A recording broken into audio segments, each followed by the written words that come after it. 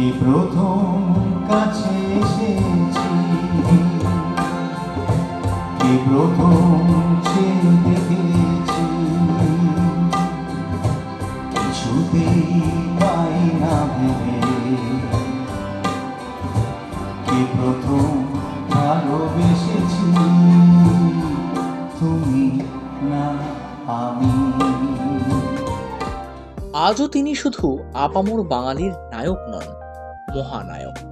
তিনি এক এবং অদ্বিতীয়। বাঙালির এই ম্যাটিনি আইডলকে শ্রদ্ধা জ্ঞাপন করতে কলকাতার উত্তম মঞ্চে একটি বর্ণময় সাংস্কৃতিক সন্ধ্যার আয়োজন করেছিল উত্তম মেমোরিয়াল কালচারাল কমিটি। প্রতি বছরই মহানায়কের স্মরণে অনুষ্ঠিত হয় এই সন্ধ্যা।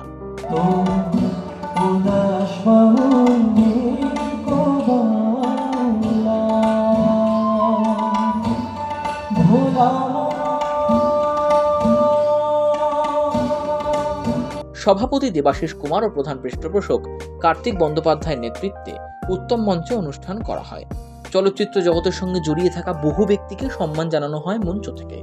এবছর সম্মানিত হয়েছেন শ্রদ্ধায় অভিনেত্রী লিলি চক্রবর্তী। এছাড়াও সাহায্য প্রদান করা হয়েছে মহানায়কের সমসাময়িক দুস্থ কলাকুশলীদের। গানে গানে শ্রদ্ধা জানানো হয় মহানায়ককে।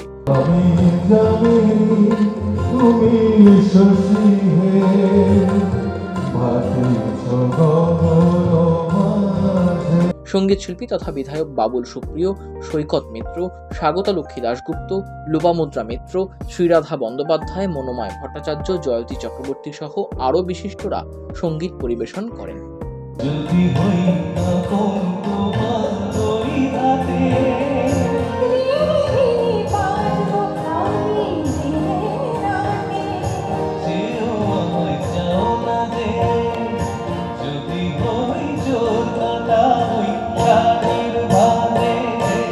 তো আমাদের বাঙালি মানে সব স্পন্দনে সব কিছুতে নিঃশ্বাসে প্রশ্বাসে বা উত্তম কুমার।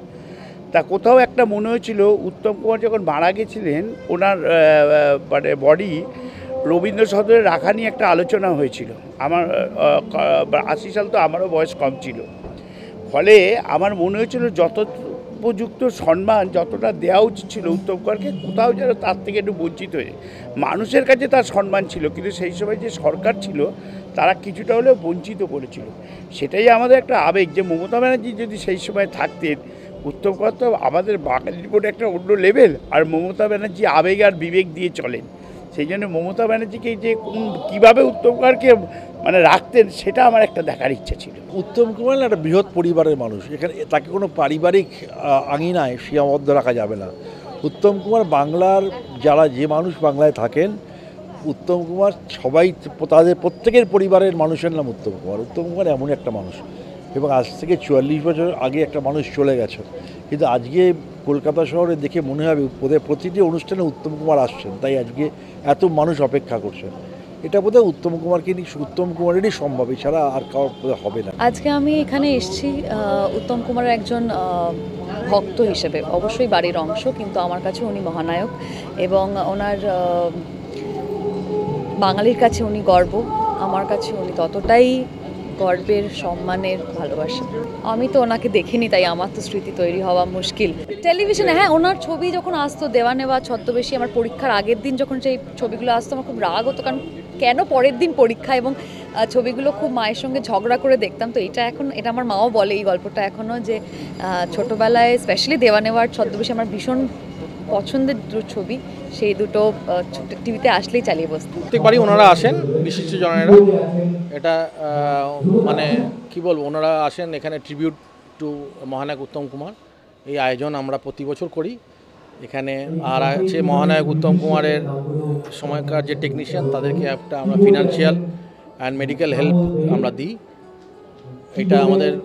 এটা আমাদের মেন কাজ। আমাদের শুধু গান বাজনা নয়, নাচ গান নয়, আমাদের উদ্দেশ্যটা হচ্ছে কিন্তু মহানায়কের যে একটা বড় দিক ছিল সেটা অনেকেই জানে না, সেটা হচ্ছে সামাজিক দিক।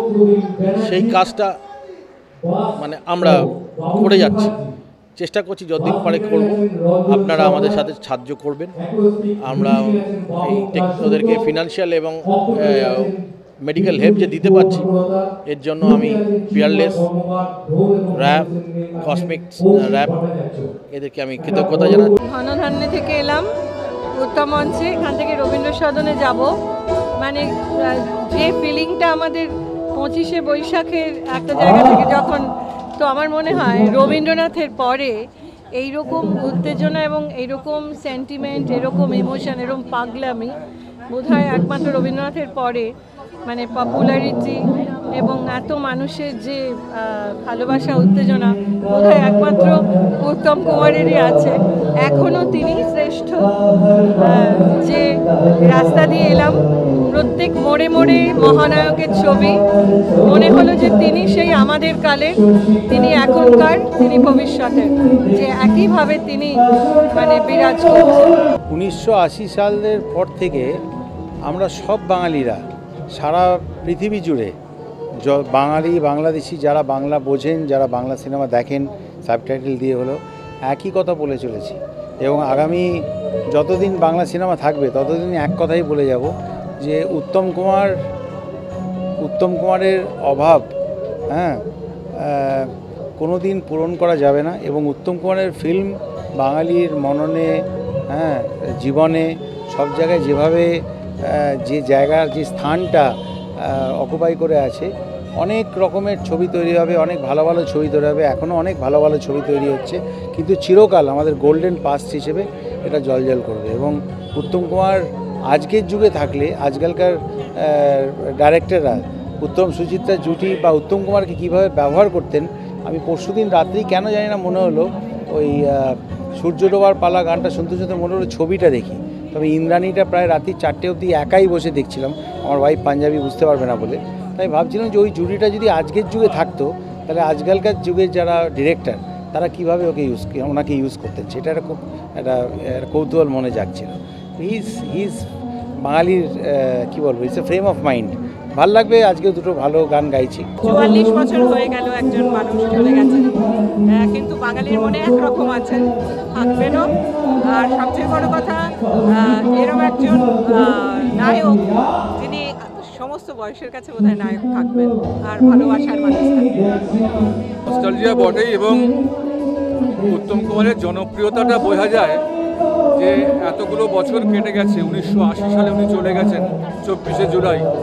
তারপরেও কতটাই প্রাসঙ্গিক ওনার অভিনয়, ওনার কারিশমা।